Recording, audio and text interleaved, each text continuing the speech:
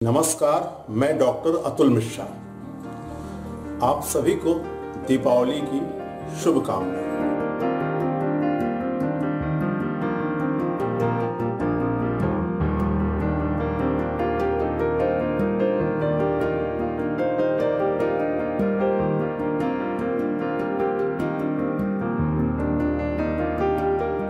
दीपावली के महत्व को बताते हुए 1998 में Wharton school of dean award में धीरू भाई अंबानी ने एक बहुत महत्वपूर्ण बात कही। उन्होंने कहा कि हम दीपावली पर गणेश लक्ष्मी की पूजा करते हैं और उद्यमिता को सराहते हैं, पूजते हैं, लेकिन आज हमारी तरक्की में जो सबसे बड़ी बाधा है यही है कि हमारे यहाँ नौकरी को महत्व दिया जाने लगा है।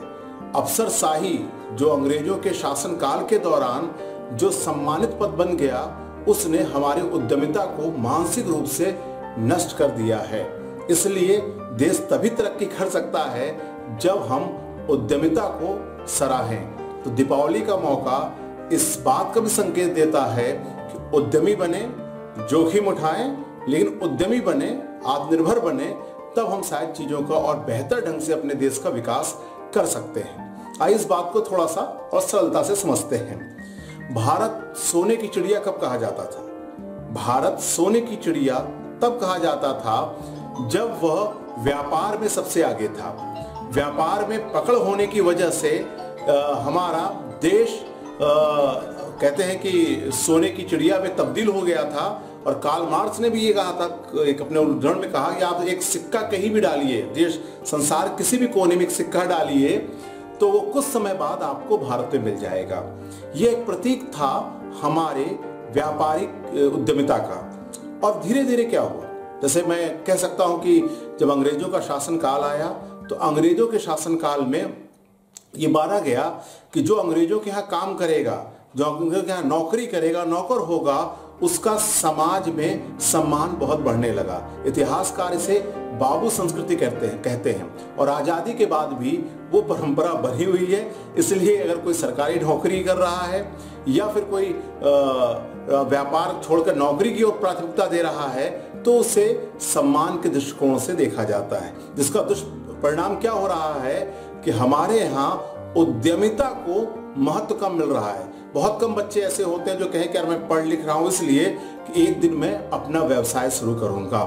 इसलिए उद्यमिता को समाज में महत्व देने से हमें लगता है कि हमारी तरक्की में थोड़ी सी बढ़ोतरी हो सकती है। मुझे याद है कि जब मैं क्लास 10th में पढ़ रहा था तो हमारे जो सोशल साइंस की मैडम थी, मैडम बेदी, मैं उनको कई अपने लेक्चर में उनका उल्लेख कर चुका हूं। उन्होंने एक बार क्लास में पढ़ाते पढ़ाते कहा कि भारत इसलिए तरक्की नहीं कर पा रहा है क्योंकि भारत में साहसी लोगों की कमी है।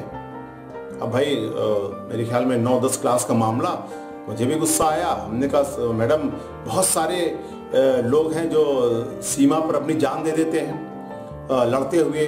बहुत सारे ऐसे लोग हैं जो सरकारी कर्मचारी हैं या अधिकारी हैं जो प्रशासन व्यवस्था संभालते हुए अपनी जान दे सकते हैं। मैं गुस्से में बोल रहा था तो उन्होंने मुस्कुराते हुए कहा और बड़ा साहस। तो मैंने कहा मैडम इससे बड़ा साहस क्या होगा? तो उन्होंने कहा उद्यमी बनने का साहस। मैंने कहा ये क्या होता है?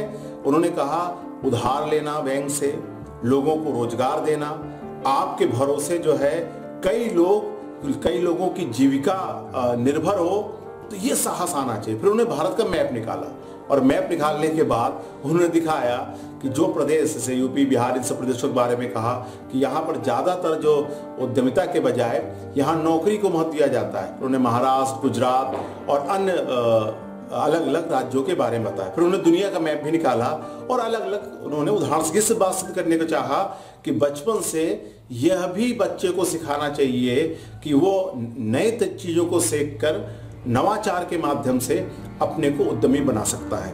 और इसमें एक जोखिम भी है।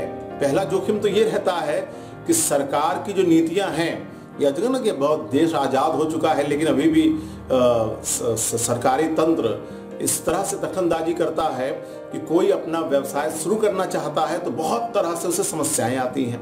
दूसरी समस्या ये भी आती है कि समाज में प्रोत्साहन न मिलना। अगर कोई कहता है मैं नौकरी नहीं करूंगा, मैं अपना कोई व्यवसाय शुरू करूंगा, तो उसको बहुत अच्छा नहीं माना जाता, प्रोत्साहन नहीं दिया जाता तो मुझे लगता है कि इस तरह की चीज़ों की वजह से बच्चा जो युवा है वो अपना व्यवसाय शुरू करने से हिचकता है। तीसरी बात इसके साथ ये भी जुड़ी है कि इसमें जोखिम तो होता है।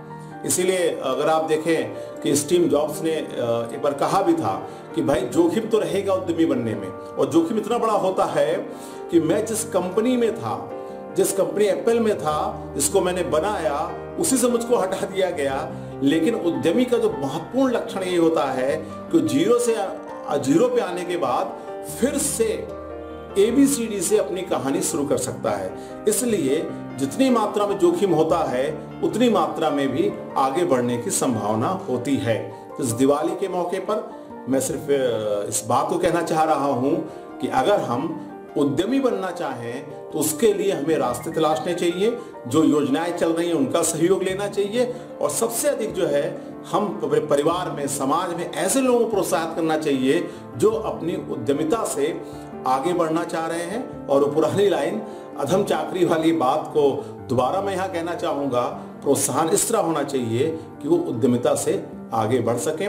और धीरे धीरे कभी कभी मुझे लगता है कि अगर हमारे इतिहास की किताबों में टाटा की जीवनी, अंबानी की जीवनी, इसी तरह बिरला की जीवनी, उन लोगों की भी जीवनियां पढ़ानी जानी चाहिए जिन्होंने देश के विकास में बड़ा योगदान किया है। तो हो सकता है कि एक बच्चा जो है वो गर्व के साथ अपने को उद्यमी घोषित करे और इस ओर जो भी जोखिम उठा सकता है उसे उठाते हुए आगे बढ़े। और दीपावली का ये अवसर हमें मौका देता है इस तरह की उद्यमिता को आगे बढ़ाने का और इस बारे में सोचने का।